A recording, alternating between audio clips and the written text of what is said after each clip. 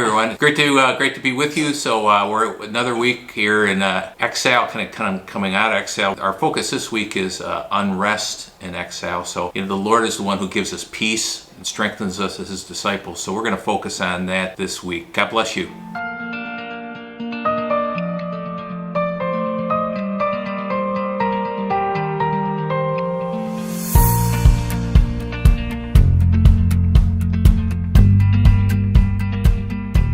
Hey everybody, welcome back to another week of How to Live Well in Exile. Welcome. And last week we spoke about everything is going to be okay. And that message hasn't changed. But a lot has happened in this past week. Not only have we come out of the stay at home and restaurants are opening up, but also we have the death of George Floyd and we have the eruption of panic and chaos and anger and all of the emotions that have boiled to the top. It's why we've decided to title this week Unrest in Exile. Because in the world, there's unrest. What does unrest mean? It means it's unsettled. It's like a sea at storm, that the water isn't peaceful. No, it's chaotic. If you're on a boat, there's no telling what wave is going to come up and rise up and hit your boat. We're unrestful. The whole society, the whole entire world right now. And you can think about when you're cooped up and everything is pent up and all the anger and emotion and energy, and then all of a sudden you get free, and what happens is it explodes. It explodes because it had no place to go. We have to look at society and say, well, where does the unrest, where does the explosion come from? Because it has to come from somewhere. It didn't just come out of nowhere. It comes from the unrest that's in our hearts. And what do I mean by that? We, the people, have given the lawmakers the opportunity to make laws, which is good, but we, the people, have not given God the disposition or the posture of our heart. We haven't been taught what St. Augustine says, my heart is restless. It is at unrest until it rests in you, O God. And so when we don't allow our hearts to be at peace, then we find ourselves exploding. Now, it's not to say that the emotions are wrong. We have already spoken many a time that emotions are good.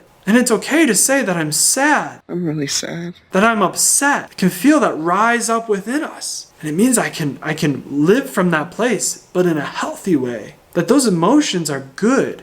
When I recognize those emotions, it's the place where God can meet me. We talked about this in the past when Martha gets angry that Jesus let her brother, his friend, die. She lets him have it. Lord, if you'd been here, my brother wouldn't have died. We can get angry and we can think God abandoned us. He hasn't abandoned us. He never has and He never will. That's not who He is. This is not who you are. But it can feel that way. The difference is that Martha, Mary, both of them expressed it to God. They said, Jesus, this is what we're feeling. And then they let Him speak to their situation.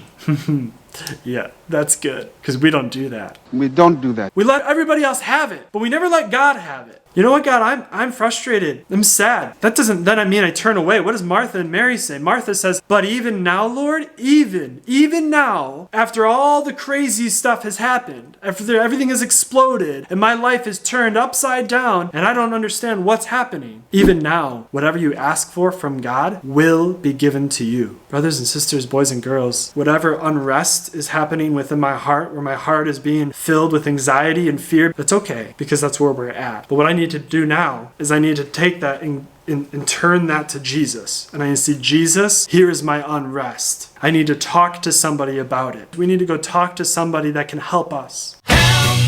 I need somebody. Help!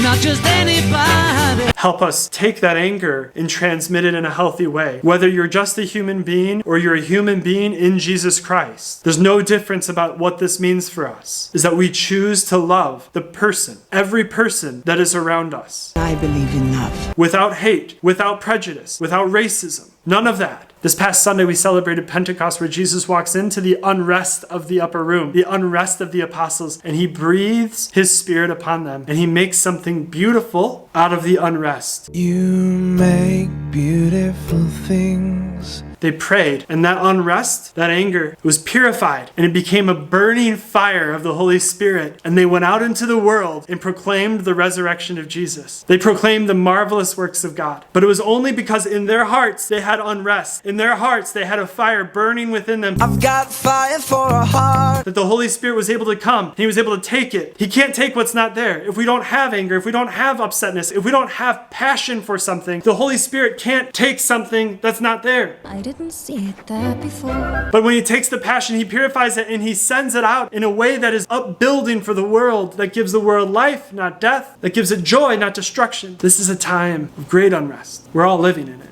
The question is, what are we going to do about it? How are we going to let Jesus enter into our life? How are we going to invite the Holy Spirit into our life to take that unrest and to make it something beautiful? That's what makes you beautiful. And when he does that, he gives us peace because he's the King of peace and he doesn't know how to be any different. So in this time, I invite you to grab a friend, grab a family member, and begin talking about it. We'll see you next week.